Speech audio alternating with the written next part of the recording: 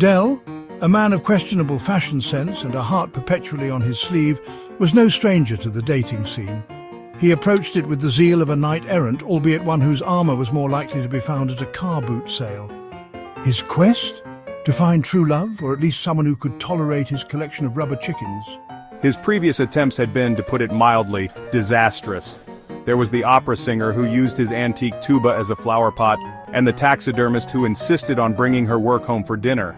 Each date was a comedy of errors, leaving Dell wondering if Cupid had developed a rather cruel sense of humour at his expense. Little did he know his most recent foray into the world of romance would prove to be the most ridiculous of all. Dell had met Esmeralda online. Her profile described her as a free spirit with a passion for the dramatic arts. This translated in reality to a penchant for interpretive dance and reciting Shakespeare in a crowded pub. Still, Dell, ever the optimist, saw potential. Their first date was at a quaint little bistro. He had such expressive eyebrows. Barry, oh Barry, why did you leave me for a woman who collects porcelain thimbles? Esmeralda, clad in a flowing purple dress that could double as a parachute, spent the entirety of the meal gazing dreamily at a photograph.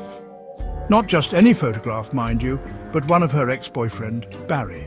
Dell, aghast, choked on his escargot. This was not going according to plan.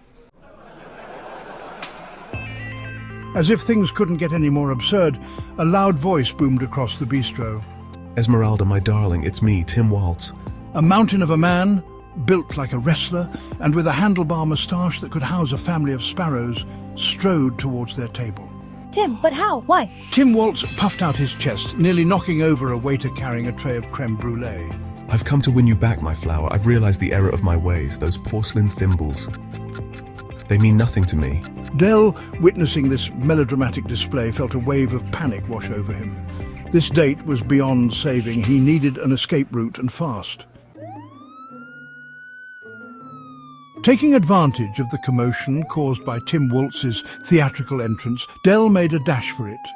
He threw a handful of euros on the table, muttering a hasty apology to the startled waiter, and practically sprinted out of the bistro. He found himself on a crowded street, dodging pedestrians and trying to catch his breath. He needed a stiff drink and maybe a lie down in a darkened room. Dell, darling, is that you? As he stumbled down the pavement, a woman with a bright pink feather boa draped around her neck grabbed his arm. Dell, bewildered, stared at her. He'd never seen this woman before in his life. I'm so sorry, but I think you've mistaken me for someone else. Don't be silly, sweetheart. I'd recognize that nose anywhere. You promised to take me dancing, remember? Before Dell could protest further, she dragged him onto the dance floor of a nearby salsa club. And so began Dell's descent into a bizarre vortex of mistaken identity.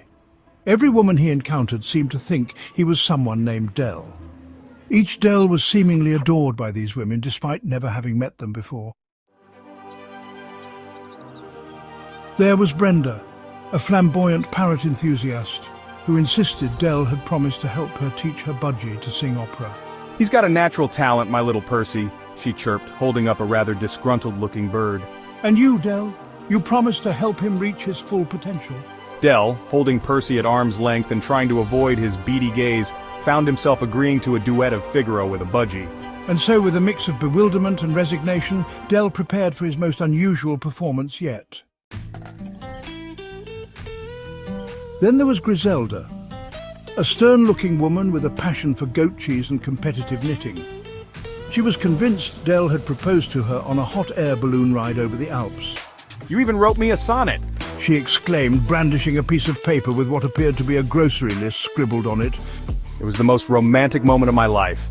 Dell, now thoroughly convinced he was trapped in a fever dream, found himself agreeing to sample her latest culinary experiment, a goat cheese and sauerkraut goulash that could probably double as cement. With each encounter, the absurdity escalated. Dell, swept along by the tide of these women's misplaced affections, began to wonder if perhaps there was another Dell out there, a charismatic rogue who'd been charming his way through life, leaving a trail of broken hearts and unfulfilled promises in his wake. But if that were the case, why was he the one suffering the consequences? Just when Dell was about to abandon all hope, he met Penelope. She was different. Elegant, intelligent, and with a dry wit that reminded him of his favourite comedian, Penelope seemed immune to the Dell delusion. They met at a bookshop, their conversation flowing effortlessly from Jane Austen to quantum physics. For the first time in what felt like an eternity, Dell felt a glimmer of genuine connection.